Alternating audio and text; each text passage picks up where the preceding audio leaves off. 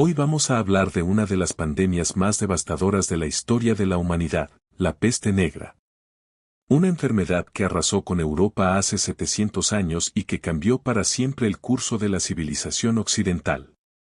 Prepárate para descubrir cómo una bacteria microscópica logró transformar completamente la sociedad medieval. El origen de la enfermedad.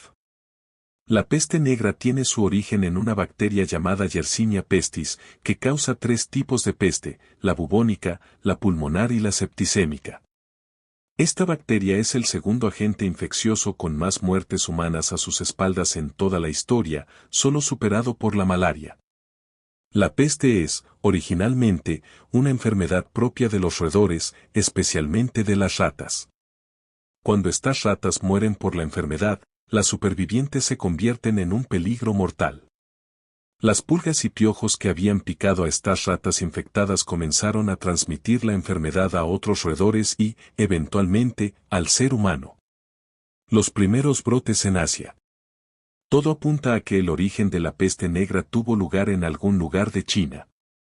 En aquel tiempo, los mongoles dominaban el país y habían establecido la dinastía Yuan. Hacia el año 1300, comenzó una pequeña edad de hielo que provocó que muchos roedores abandonaran sus pastizales secos para aventurarse hacia zonas pobladas.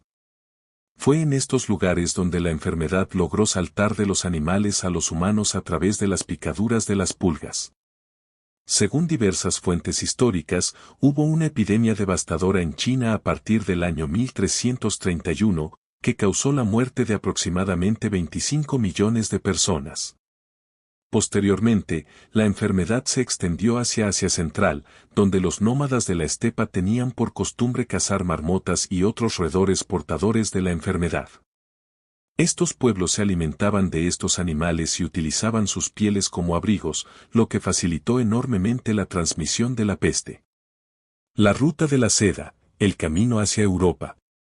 El problema se agravó porque estos territorios estaban situados en plena ruta de la seda, con un tráfico constante de comerciantes y mercancías.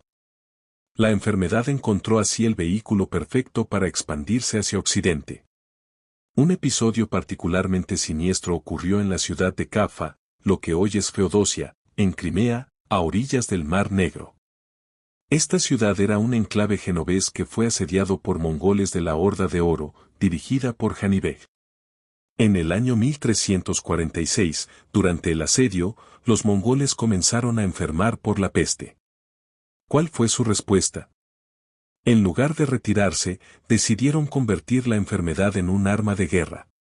Colocaron los cadáveres de los muertos por la peste en sus catapultas y los lanzaron sobre las murallas de Cafa para que cayeran dentro de la ciudad e infectaran a los genoveses. Este es posiblemente uno de los primeros casos documentados de guerra biológica en la historia. La llegada a Europa. Los barcos de la muerte.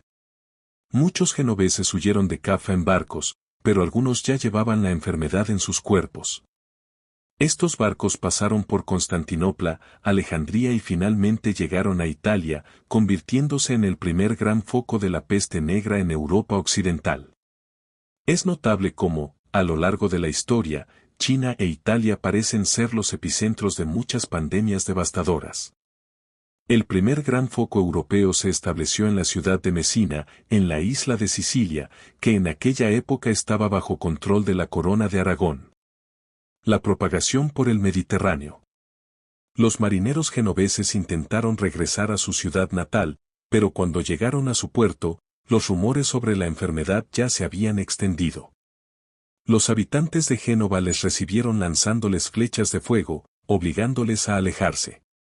Estos barcos infectados terminaron atracando en puertos del sur de Francia y de Cataluña, propagando aún más la enfermedad. El contexto político de la época facilitó la expansión. En 1347, el rey Luis I de Hungría declaró la guerra al reino de Nápoles, gobernado por Juana I de Anjou. La reina estaba casada con el hermano del rey húngaro, Andrés, quien fue asesinado en circunstancias misteriosas. La campaña militar de Luis I fue un fracaso, y sus tropas tuvieron que volver a Hungría, muchas de ellas ya contagiadas por la peste. La expansión continental. Para 1348, la peste negra ya se había extendido por toda Italia, gran parte del Reino de Francia, la Corona de Aragón y los Balcanes, incluyendo Grecia. Al año siguiente, 1349, la enfermedad afectó a Castilla, al norte de Francia, Alemania, Inglaterra y Europa del Este. Sin embargo, algunas regiones se libraron relativamente de la infección. El este de Alemania, Bohemia y gran parte de Polonia apenas tuvieron focos significativos. Lo mismo ocurrió con Escandinavia, donde el clima frío no fue lo suficientemente propicio para que las pulgas pudieran sobrevivir y propagar la enfermedad eficazmente. Los síntomas de la peste negra. Los síntomas de la peste negra eran absolutamente terribles. Los enfermos sufrían fiebre muy alta, escalofríos, náuseas, tos con sangre, sed intensa, sangrado por diversos orificios del cuerpo, sensación de agotamiento extremo y, lo más característico, la aparición de bubones negros en la piel extraordinariamente dolorosos. Estos bubones eran inflamaciones de los nódulos linfáticos que, cuando se rompían, supuraban un líquido con un olor nauseabundo. De estas lesiones características proviene el nombre de peste negra o Black Death en inglés. La mortalidad era devastadora, aproximadamente el 80% de los infectados moría. La gente solía fallecer a los 5 días de manifestar los primeros síntomas. Era, literalmente, una sentencia de muerte. Factores que facilitaron la pandemia. El periodo de incubación. La peste negra tenía un periodo de incubación elevado que podía llegar a los 12 días, aunque en aquella época parece que fue aún más prolongado. Esto significa que una persona podía contagiarse y no mostrar señales de estar enferma durante 2 semanas completas. Durante todo ese tiempo, podía estar contagiando a miles de personas por donde pasara. En la Edad Media no existían pruebas de diagnóstico, por lo que era imposible identificar a los portadores asintomáticos. El contexto sociopolítico. El momento histórico no pudo ser peor. Las diferentes naciones europeas estaban inmersas en el inicio de la Guerra de los 100 años, un devastador conflicto entre Francia e Inglaterra que duraría generaciones. Asia y Oriente Medio estaban en situación similar o peor, ya que los mongoles habían arrasado con todo, incluyendo ciudades tan importantes como Bagdad, dividiendo la región en pequeños estados que se peleaban constantemente entre sí. La pequeña edad de hielo. Como mencioné anteriormente, hacia el año 1300 comenzó una pequeña edad de hielo que produjo una disminución significativa de las cosechas en todo el continente. Esto generó hambrunas generalizadas y malnutrición. Un sistema inmunitario debilitado por el hambre no puede combatir eficazmente ninguna enfermedad, mucho menos una tan agresiva como la peste.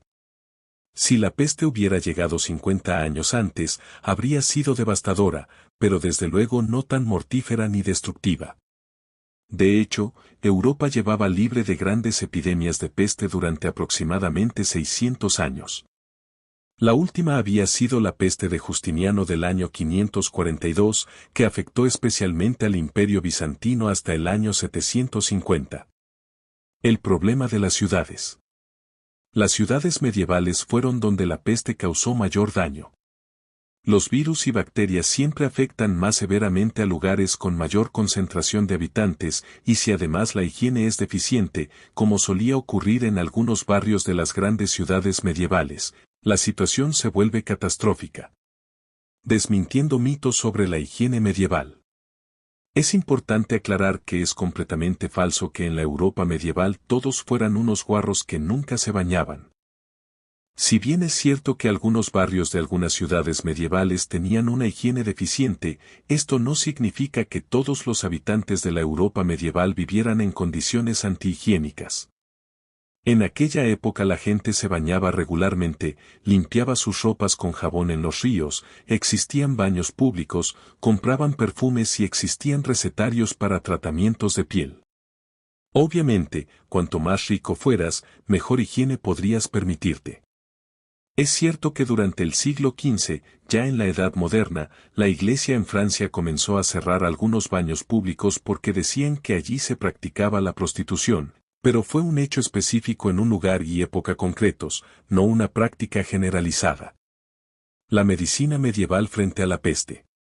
Los conocimientos médicos de la época. La medicina en la Edad Media no estaba tan avanzada como hoy, pero existían médicos, hospitales y centros de enseñanza médica. Buenos ejemplos son Gentile da Foligno, la Escuela de Medicina de Salerno o la Universidad de Bolonia, la más prestigiosa de la época. Muchas de estas instituciones eran administradas por órdenes religiosas y financiadas mediante donaciones. Teoría sobre el origen de la enfermedad. En la Universidad de París, la Sorbona, los académicos achacaron la enfermedad a una alienación planetaria, una conjunción astrológica desfavorable. El médico hispano Alfonso de Córdoba propuso que la peste podría haberse debido a un reciente terremoto en Italia que creó una grieta en la tierra de la que emanaron gases del infierno. En las ciudades musulmanas como Bagdad y la Meca, que también fueron infectadas, algunos médicos se negaron a tratar la enfermedad porque la veían como la voluntad de Alá para castigar a los no creyentes. Esto demuestra que la edad de oro de la ciencia musulmana ya había quedado atrás varios siglos. El mito de la persecución a los gatos.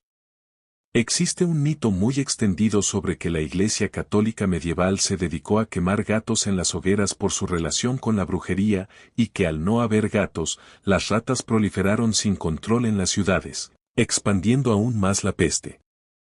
Este mito es completamente falso.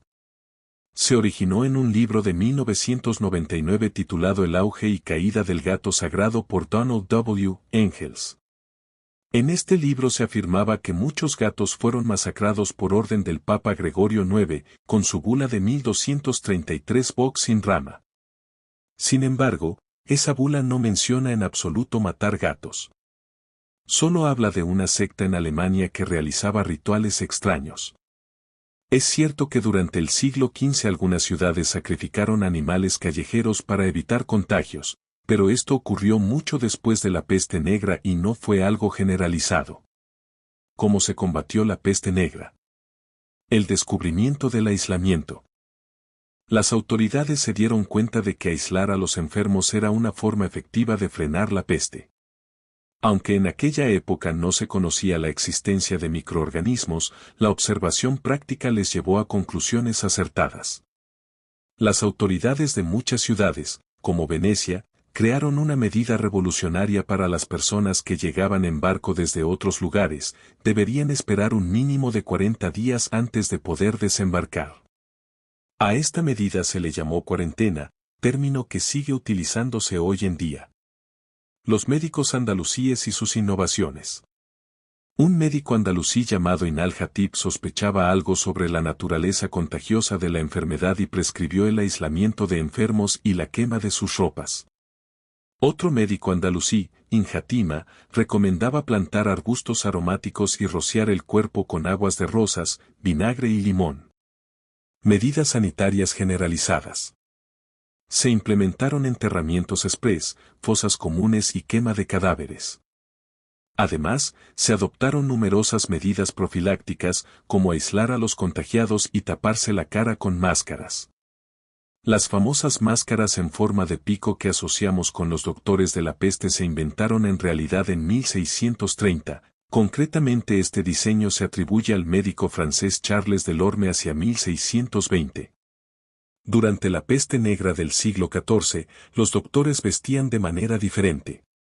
Los doctores de la peste durante el brote del siglo XIV eran funcionarios públicos pagados por las ciudades para ayudar a los enfermos y contener los brotes. Tenían incluso permiso para hacer autopsias a los fallecidos, lo que desmiente otro mito extendido sobre que era pecado abrir cadáveres. Mejoras en la higiene urbana. Se adoptaron numerosas medidas de higiene, como construir sistemas de alcantarillado en las ciudades, prohibir tirar desechos a los ríos y trasladar oficios insalubres a las afueras de las ciudades. Los lazaretos.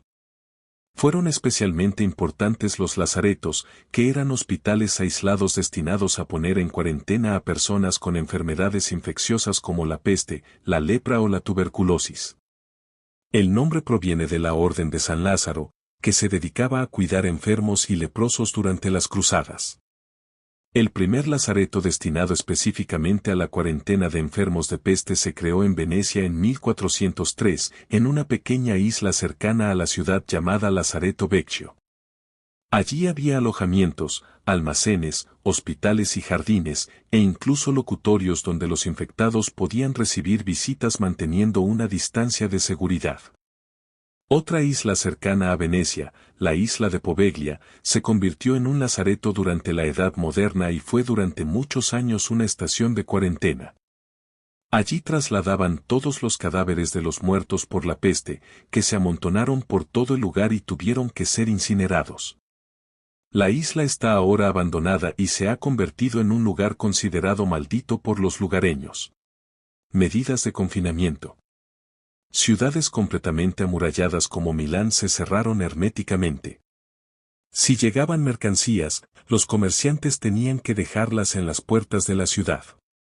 A las familias infectadas se las confinaba en sus casas, entablillando puertas y ventanas para que no pudieran salir hasta que se hubieran curado o hubieran muerto.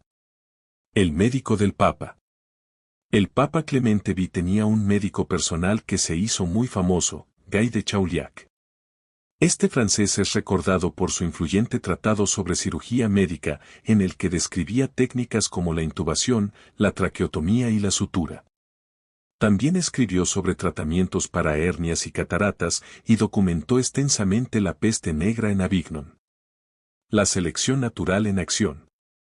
Finalmente, la peste se cebó con los más débiles, respetando a aquellos que tenían cierta inmunidad natural, quienes transmitieron esa inmunidad a su descendencia.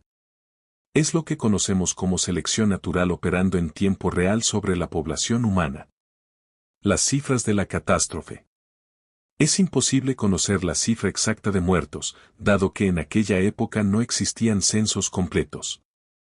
Sin embargo, se estima que aproximadamente un tercio de la población europea perdió la vida, unos 30 millones de personas de los 80 millones que se calcula que podía tener Europa en esa época.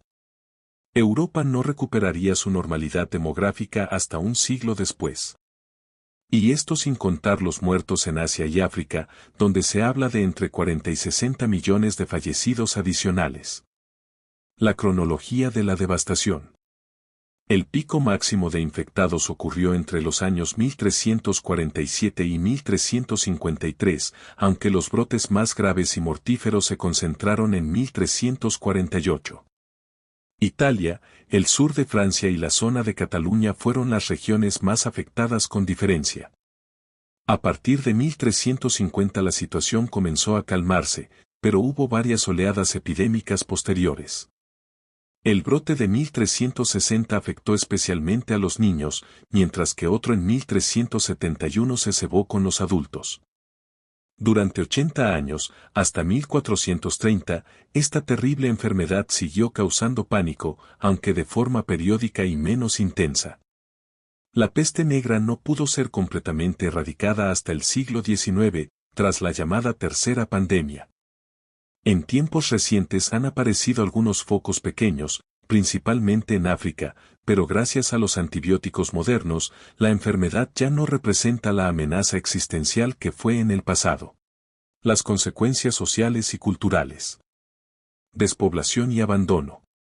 Tantos millones de muertos pasaron factura inmediatamente.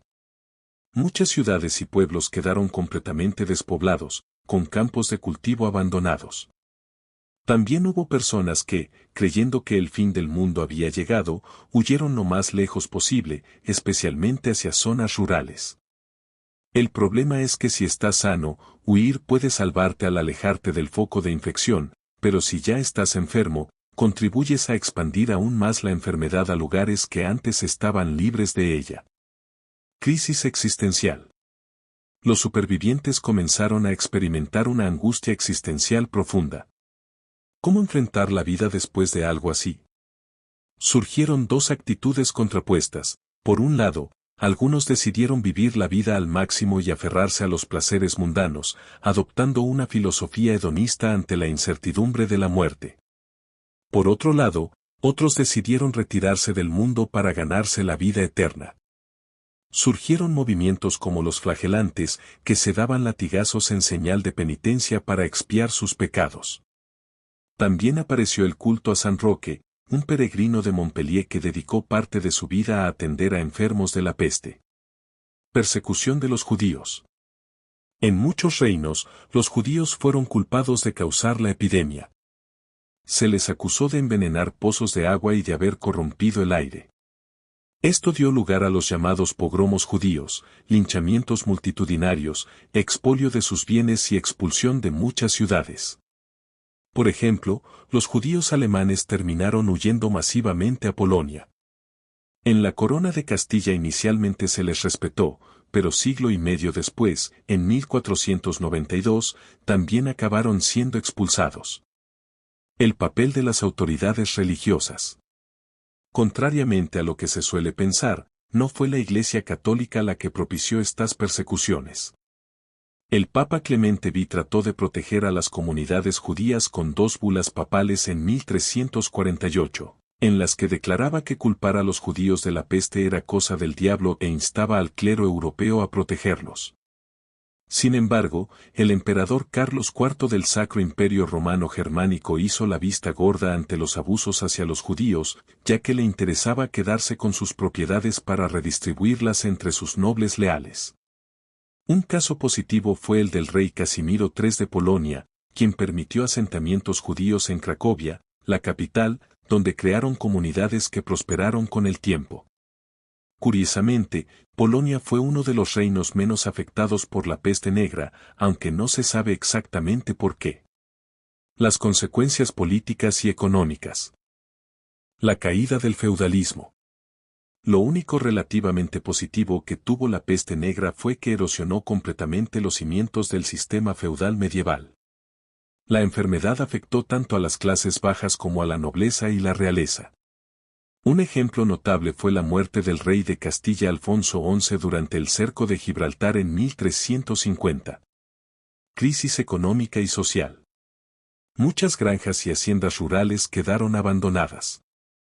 La escasez de mano de obra y la brutal subida de precios provocaron cientos de revueltas sociales que obligaron a muchos monarcas a tomar medidas drásticas para frenar la inflación. Los señores feudales, cuyo poder se basaba en el mundo agrario, cayeron en desgracia al no poder cobrar las rentas de sus vasallos muertos o huidos. Esto permitió que los reyes comenzaran a recuperar el poder absoluto, centralizando la autoridad que había estado dispersa durante el feudalismo. El nacimiento del mundo moderno. Con la lenta recuperación a principios del siglo XV, vemos una transición hacia una nueva concepción del mundo, el mundo moderno. Una época donde se dejó parcialmente de lado la explicación divina de todos los fenómenos para adoptar un humanismo que ponía al ser humano en el centro de todo. Esta transformación desembocaría en el Renacimiento, una época de grandes descubrimientos geográficos y científicos. Una época que, habiendo aprendido de la terrible lección de la peste negra, quería evitar a toda costa una nueva catástrofe similar. Conclusión: la peste negra fue mucho más que una pandemia, fue un evento transformador que marcó el final de la Edad Media y el comienzo de la Edad Moderna. A través del sufrimiento y la muerte, la humanidad aprendió valiosas lecciones sobre higiene, medicina, organización social y la importancia de la cooperación frente a las crisis. Las medidas que se desarrollaron durante esta pandemia, la cuarentena, el aislamiento de enfermos, las mejoras en la higiene urbana, los hospitales especializados, sentaron las bases de la medicina moderna y la salud pública. Aunque el precio fue terrible, la peste negra demostró la capacidad de adaptación y supervivencia del ser humano. De las cenizas de la sociedad medieval emergió un mundo nuevo, más científico, más humanista y mejor preparado para enfrentar futuros desafíos. La historia de la peste negra nos recuerda que, incluso en los momentos más oscuros, la humanidad encuentra la manera de aprender, adaptarse y emerger más fuerte. Es una lección que resuena especialmente en nuestros tiempos, cuando enfrentamos nuestros propios desafíos pandémicos. ¿Te ha parecido interesante esta historia? No olvides darle like a este video y suscribirte al canal para más contenido histórico fascinante. Tu apoyo nos ayuda a seguir creando documentales de calidad sobre los eventos que cambiaron el mundo. Nos vemos en el próximo video.